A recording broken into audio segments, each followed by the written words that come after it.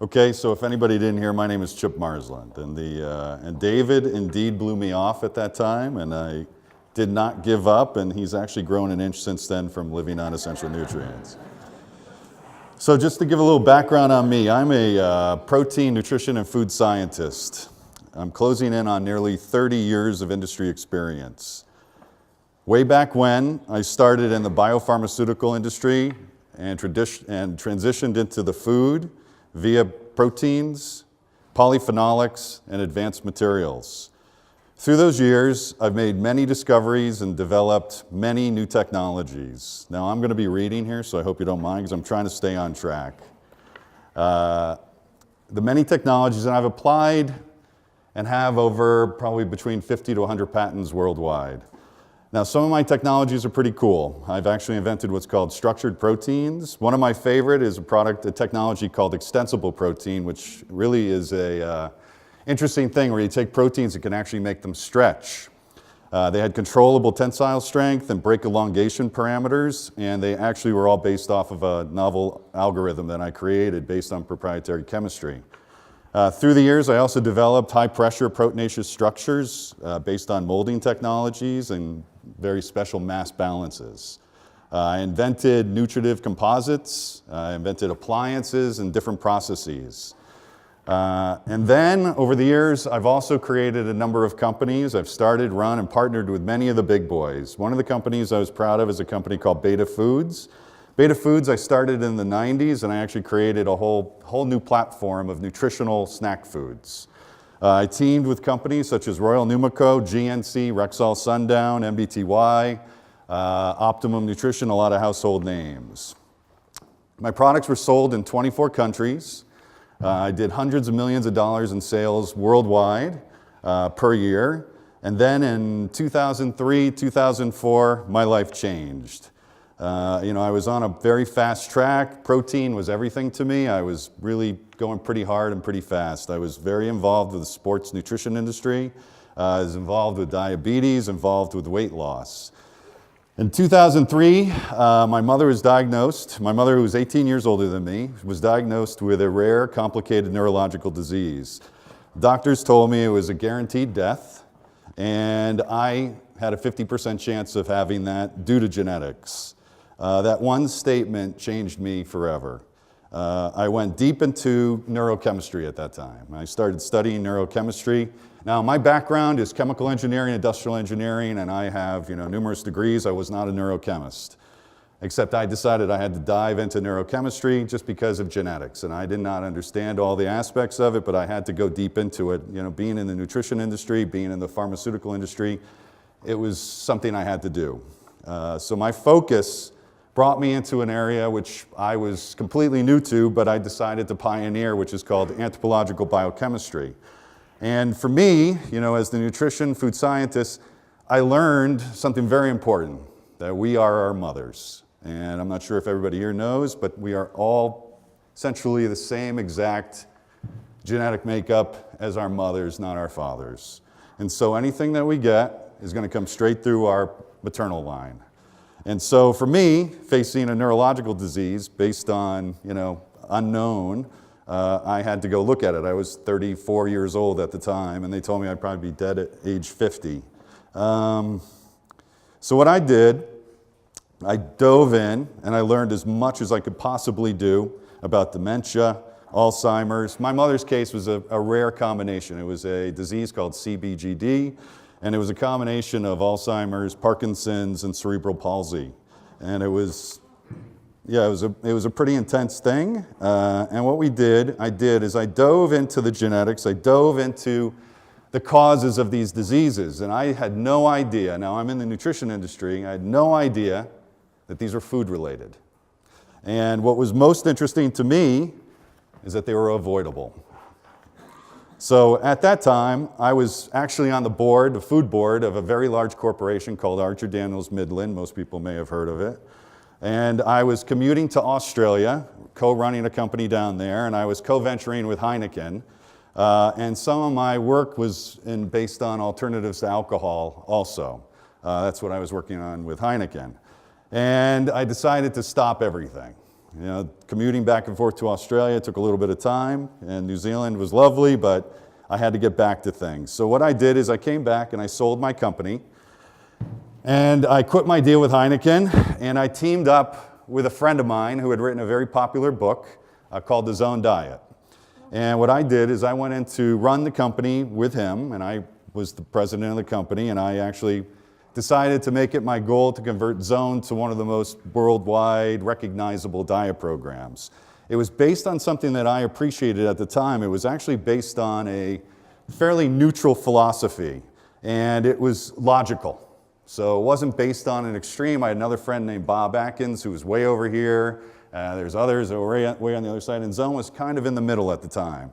And so what I did, I went in to run the company because it was not extreme. It showed great results, especially in inflammation reduction. Blood sugar control was a big deal because blood sugar has direct ramification on the health of our brain as well as on our whole system and more. I dove in creating hundreds and hundreds of products and building plants worldwide. I became top of the class over the course of I ran that company for almost 8 years, and I became ranked by Consumer Reports as one of the top in the industry. My work in satiety, which is where foods induce satiation, the sense of not being hungry, became world class. As I advanced the diet and the portfolio and the science behind it, I realized there was much more to nutrition than just a controlled parameter. And to me, as great as Zone was, it wasn't everything. And so what I did, I had to look deep. And what I discovered and through my work is that the ingredients I were using, now, and believe me, I invent ingredients also. I don't just settle for things. I actually invent not only the foods, I invent the ingredients that go into the foods. I found that my food ingredients were awful. Okay? First, I was trying to preserve foods that were wet. They had water in them, so that means I had to use preservatives. I had to actually look at things. I had to look far beyond just what the foods were. Because part of our job in the food industry is to make sure our foods don't go bad. So we actually do all sorts of things to the foods, and primarily, we killed them. And so here I am, running a very popular worldwide food company, and what it was is everything I was doing was wrong. My nutritional profiles were right, but everything inside the food was wrong. And so what I did, I decided shelf life was not the most important thing. Shelf life with a wet food is absolutely the wrong approach. Because first, we have to actually kill the nutrients to be able to make the product, to be able to stay on a shelf. So every time you walk into a grocery store and you see something that's wet, just know that's probably a dead food. And so from there, I decided to even dive deeper. And so what I did, I decided to study and use my experience and concluded conventional food processing was the death of everything. It was not just the death of my foods, it was the death of every food in every grocery store. Because first, the only way they can actually have those foods on the grocery store shelves is if they killed it. So what we look at are items, very conventional items. You can take some pretty simplistic ones. Sorry as I reach in here. But a good example of a dead food is Campbell's soup. Okay, this is a very dead food. This is processed at high temperature. There's absolutely nothing in here that's going to even do anything for the human body. That's just one example. All right, so for me, a guy ranked by Consumer Reports for nutrition and diet, I wasn't doing it right. I'd missed it. Yet it was all right in front of me, and I had to figure that out. So what I did, I knew all modern foods lack nutrients, not just protein, but they lacked something even more important. They lacked essential nutrients, which is the key element of life, okay? And when you really look at diet, what are we missing? And it really came down to the fundamentals because we're all humans. You see, it was logical to kill foods. Over the years, a society became focused on taste and shelf life. It didn't become focused on what humans really needed, it became focused on taste. Shelf life was the dictator by the grocery stores, by the food industry. And the only reason is that we need to transport things from, Chicago, Midwest, East, overseas, wherever we're going. Many people don't know a lot of foods are even made over in Indonesia, shipped over here to the States. Pepperidge Farm is a great example. Pepperidge Farm cookies, most of them are made in Indonesia and get shipped all the way over here. So you have to have extremely long shelf life to actually go through these processes. So what I did, I kept going, and I realized that the foods weren't just being made for shelf life, but they were being made with addictive qualities. The processes that they were made through not only killed them, but as I said before, they started killing them even more so. But I wanted to know why, and it focused in on when this all began. So my conclusion was I had to study when this all began, and I went back to the beginning of the processed food industry. And so what I really learned is that in 1911 is really the pivotal point. 1911 was a really important invention. It's called hydrogenated oils, okay? Before then, what we were doing is we're using things that weren't shelf stable. We're using lard, we're using tallow, animal fats. We didn't have any products like this in the marketplace, and thankfully a company like Procter & Gamble could create something quite innovative at the time. And actually, if you go to their website, you will find the whole timeline on this too. They're very proud of it. Crisco was invented in 1911. Now, that single invention, okay, eliminated the use of everyday products such as lard and tallow. And what it also did, it eliminated all the short shelf life products. And then all of a sudden, it allowed the creation of a whole new realm of foods known as staple foods. And now these stable novelties, because back then they were novelties, were invented. Matter of fact, this year, 1911, now 1912 was another big year, okay? And it was this, all right? So in 1912, this product was invented. And for those who don't know, this is a Crisco cookie, okay? So the center of the Oreo cookie that everybody loves so much is Crisco, all right? And because of Crisco, we actually had other inventions that came along the line too. And this is another good one that was invented shortly thereafter, okay? And so Twinkies also came after Crisco, and it came after Oreos. But this is just the beginning, people. This was just a few. But there's so many more. And if you look back over time, I mean, back in these days, in this time frame, our phones were giant wooden telephones, and we drove Model Ts, except our food industry has not advanced since then. Our food industry is actually still in that same time frame. We still use the same exact technologies made then, same exact ingredients, only we've gotten worse. And so my research made me dive even deeper. And what I realized is that this invention here changed food forever.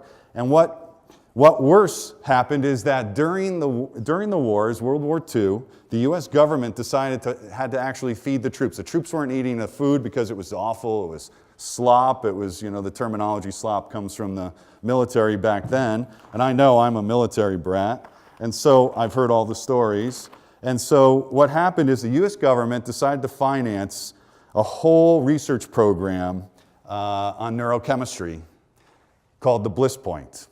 Now, the Bliss Point is a very important discovery because it concluded that the right amount of sugar, the right amount of salt, and the right amount of fat made food highly appealing and addictive, okay? And what it did is it would boost the dopamine levels in your brain, create an imprint on your brain, and actually have you want more. It's exactly the same thing that happens with cocaine. And what happens with foods today is that Bliss Point is used every day, and it's gotten to the point where now they're actually putting it into baby foods, so you can actually have it, so you can be imprinted at a very young age, and you continue your life remembering those foods as a child, all right? And guess what? It worked really well. The food industry got a hold of this during the 60s and financed endless amounts of research on it. That's why yogurts today are loaded. Yogurts don't taste good unless they're loaded with lots of sugar, okay? We also have other products that have come through the pipeline, which, I don't even know if you can call them food, but you got things like this. Fruit roll-up, okay? I don't even know what fruit roll-up is, but it's really not a food, okay? And there's many other things that come through too. The ones that I like, which everyone thinks here, and I have arguments with some of my colleagues about cereals, but cereals are awful. But you look at things like Lucky Charms, I don't know is this food or what this is, because, I can't figure it out. But the key here is that foods became highly addictive due to this bliss point. But the other thing that I really realized is that they lacked everything we needed as humans. They have no nutrients, they're nutrient void. And my conclusion is that the industry and its philosophies are the single cause of fast human death.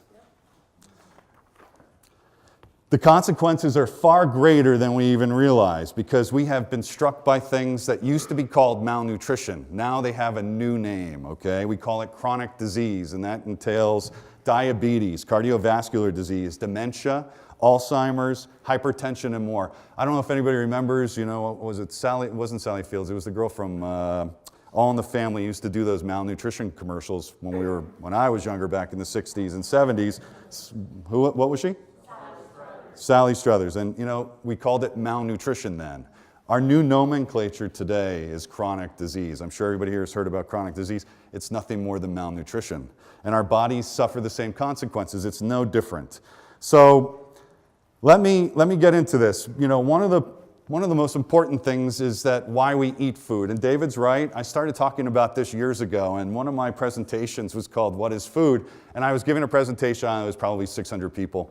And I remember I started, What is Food? And I watched about 100 people get up and walk out. Actually, I thought it was quite important because I actually was looking at things and comparing Oreo cookies to donuts and trying to figure out which one was actually a more nutritional product. And I'll even ask anybody here. So what do you think, a Oreo cookie or a donut? All right, the answer is a donut, but can anybody tell me why? The reason is it actually has one essential nutrient in it. And it's called water, okay? But what we have here, so I have a little presentation to show you what happens with food. I'm not quite sure if I'm going to be able to get this, but I'll try. All right, so the human body itself is actually made up of 37 trillion cells. That's a lot of cells. And within those cells, we have this other little tiny organelle called mitochondria. And we have over 100,000 trillion mitochondria. Now, mitochondria are why we eat food. Okay? Let's see if this works. So when we eat something very nourishing, such as that oatmeal you folks had today, it goes into our system. The body processes it, sends it the nutrients, remember it's filled with nutrients, throughout the body, and good things happen, okay? But when we actually start looking at what happens, the nutrients start being transferred into the cellular system, they get absorbed into the mitochondrial system, and actually we create great balance, and energy is created. But when we eat other things that actually are termed non-foods, we have a whole different reaction, okay? And the body starts going into chaos. And you don't know it, but it actually happens every single time you consume a non-food product. And the reason is that the nutrient-less foods actually cause very negative reactions. If you notice, there's less colors here. And the colors are indicated on the nutrients. And what happens is the mitochondria go into a complete chaotic cycle. And they don't know what to do, and they have this electron that they need, and there's a whole imbalance. But when we actually go a little bit deeper into this at the same time, we actually have an effect on our lives. People who live with balance versus people who live out of balance, sadly, there's a difference in life. There's a great difference in life. And as you can see, the ones who live in balance will live a lot longer. What I was really fascinated by is that our cells are not programmed to die. We kill them.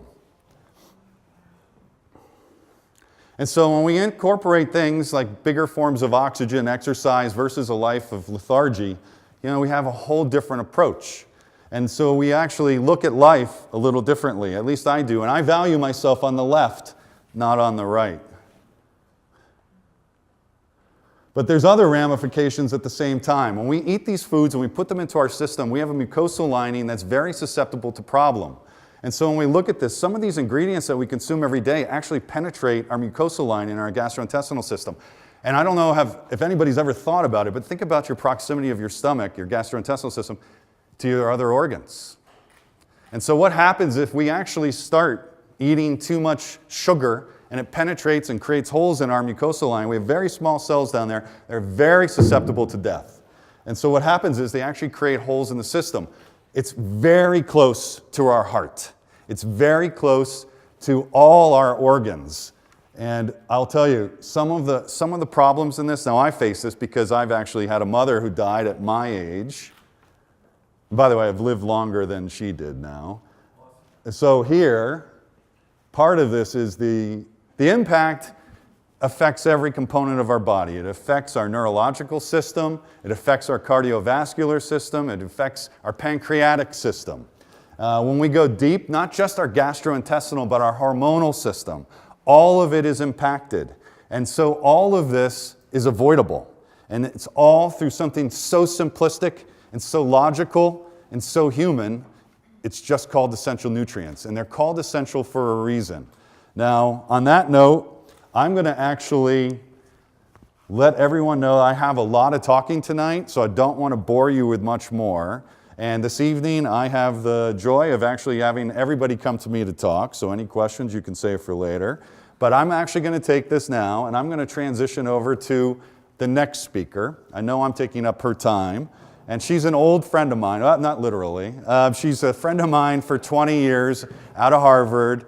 We were both in Cambridge for a very long time, and her name is Dr. Stacy Bell.